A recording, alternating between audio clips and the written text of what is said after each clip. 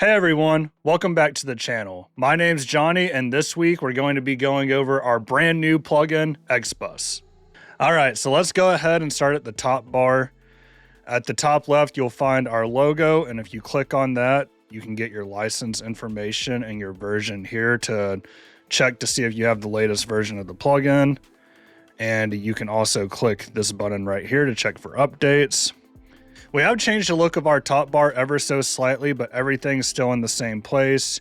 You have your presets right here, factory presets, you can save your own. We have the in and out. You can click this button here to link these or unlink them. And then our HQ button is oversampling. So if you just click this, you can turn it off all the way up to 16x oversampling. And you have the A and B comparison. So you dial this in, and you want to compare it with another setting that you have dialed in on the B side, you can do that and flip between them. And then we also have our undo and redo buttons right here. And you can adjust the UI size right here and get additional product info at the top right of the bar. And you click this little knob icon. All right, getting to the meat and potatoes of the whole entire plugin is our main section right here. Leave the advanced section off for now just to focus on the main section. The left and the right side mirror each other as with a lot of our plugins. So you adjust something over here, it'll adjust something on the right side by default. You can click the link button in the middle right here to unlink that if you would rather do that and, dual mono mode and stuff like that. So let's go ahead and leave these linked for now. We also have different modes. It loads up default and stereo mode, but you can click between mid-side mode and dual mono mode. Over here, you have the threshold knob, and that links with the makeup gain by default. If you do not want that, obviously just click the link button to turn that off so you can adjust each manually. We have the attack and the release knobs below. The attack mode, which is 0.1, 0.3, 1, 3, 10, 30, pretty standard. And the release, we have 0.1, 0.2, 0.4, 0.8, and then 1.6 and auto. If you click this button below the knobs, the attack mod and the release mod buttons, it actually turns these from stepped to unstepped, so you can get everything in between from fast and slow. Under this, we have our ratio section. You can get 1.5 to 1, 2 to 1, 3 to 1, 4 to 1, 5 to 1, 10 to 1, 20 to 1, etc. And then you can also dial in the compression in parallel using our mix knob.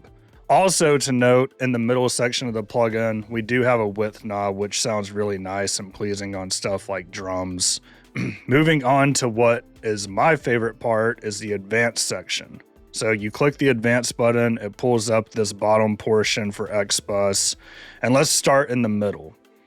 XBus isn't a typical G-Comp style mix bus compressor. It's in the same family as that style of mix bus, but it's different. It's a little bit more aggressive, but it still does the glue characteristic if you want. It has plenty of options to dial in really whatever you could want out of a mix bus compressor. But this Headroom knob is really special. You can turn it clockwise to, of course, give your signal more dynamics and more headroom, or you can turn it counterclockwise to crush the signal and crush the dynamics a little bit more, and you can dial this in parallel.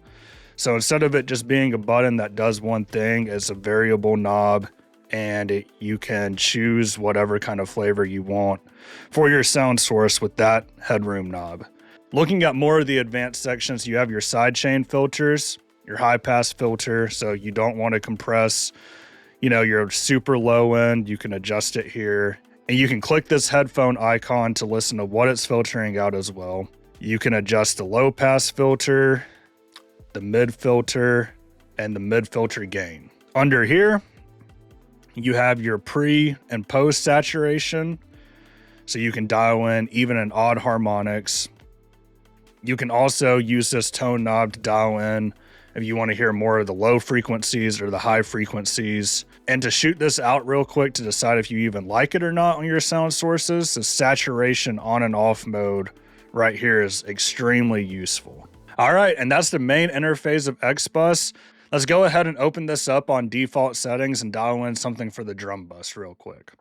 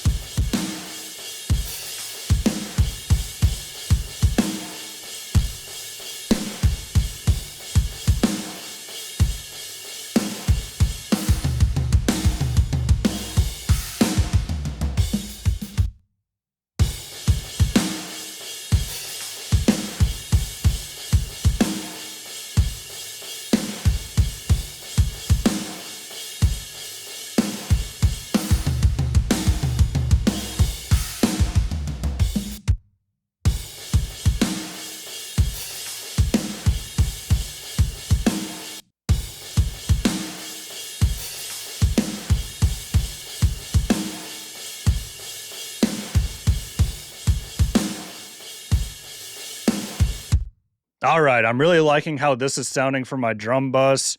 I did dual mono mode, 4-to-1, slow attack, auto release. I really like the way auto release sounds on this. You could play around with this. Some people like a fast release on drums. I just like the way that this vibes. Turned up the width just a little bit. Did some high pass filtering because my kick is peaking at around 60. Didn't really want that in the compressor that much to make it pump. And I felt like the top end didn't really need it a whole lot either. And let's go ahead and listen to before and after.